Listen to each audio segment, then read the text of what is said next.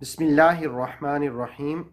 انتہائی اہم ایشو کے ساتھ حاضر خدمت ہوں۔ نور وحی یوٹیوب چینل کے ناظرین، وہ لوگ جو کسی کی زمین پر ناحق قبضہ کر لیتے ہیں، کسی کے مکان پر ناحق قابض ہو جاتے ہیں، قرآن و سنت ان کے بارے میں کیا کہتے ہیں؟ یاد رکھیے کہ قرآن حکیم نے کہا کہ وَلَا تَأْكُلُوا أَمْوَالَكُمْ بَيْنَكُمْ بِالْبَاطِلِ وَتُدْلُوا بِهَا إِلَى الْحُكَّامِ، اور تم آپس میں ناحق ایک دوسرے کا مال نہ کھاؤ۔ اور بعض لوگ حکمرانوں تک رسائی حاصل کر لیتے ہیں، عدالتی فیصلے کروا لیتے ہیں، تو قرآن مجید کہتا ہے کہ اور تم اپروچ کر کے اپنے حق میں فیصلے کروا کے بھی مال حرام نہ کھاؤ، ناجائز مال نہ کھاؤ۔ رسول اللہ علیہ الصلوۃ والسلام کی حدیث ہے کہ رسول اللہ علیہ الصلوۃ والسلام نے فرمایا کہ جو شخص کسی کی زمین پر ناحق قبضہ کرتا ہے، قیامت والے دن 7 زمینوں میں سے وہ زمین کا حصہ اس کے گردن میں طوق بنا کے ڈالا جائے گا۔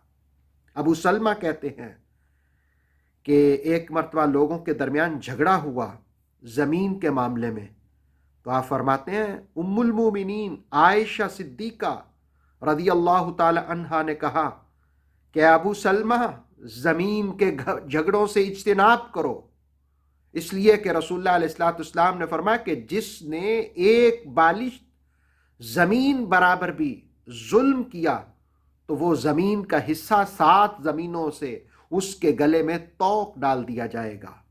اور مسلم شریف کے حوالے سے وائل بن حجر فرماتے ہیں کہ میں رسول اللہ علیہ الصلوۃ والسلام کے پاس موجود تھا، 2 شخص آئے اور وہ دونوں کا زمین کے معاملے میں تنازع تھا۔ ایک شخص نے کہا، جس کا نام امراء القیس کندی تھا، عرض کیا کہ یا رسول اللہ صلی اللہ علیہ وسلم، اس نے میری زمین پر قبضہ کر لیا، یعنی ربی بن عبدان۔ تو رسول اللہ علیہ الصلوۃ والسلام نے کہا کہ گواہ لاؤ، تو اس نے کہا گواہ نہیں ہے۔ آپ نے فرمایا قسم ہوگی۔ تو اس پر امراء القیس نے کہا کہ یا رسول اللہ صلی اللہ علیہ وسلم، پھر تو یہ زمین لے جائے گا قسم کھا کر کے۔ تو جس وقت وہ شخص قسم کے لیے اٹھا تو رسول اللہ علیہ الصلوۃ والسلام نے پتہ کیا فرمایا؟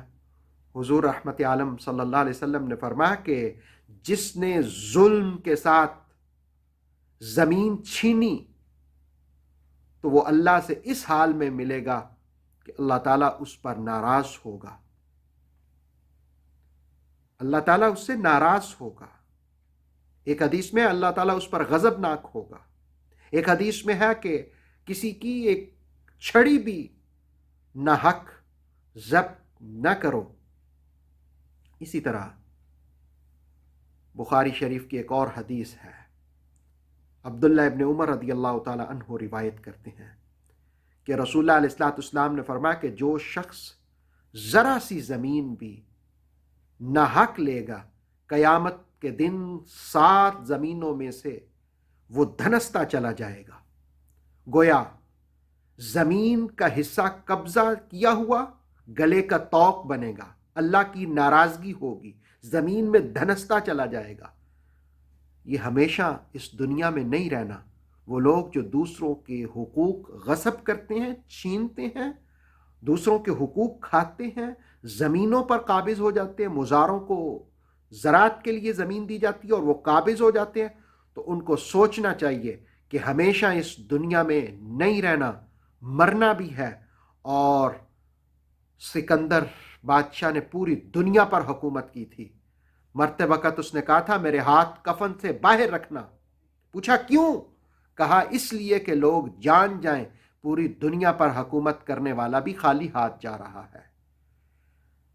ناظرین، سامعین، جس نے بھی زمین پر قبضہ کیا اسے چاہیے کہ اپنے مالک کو لوٹا دے۔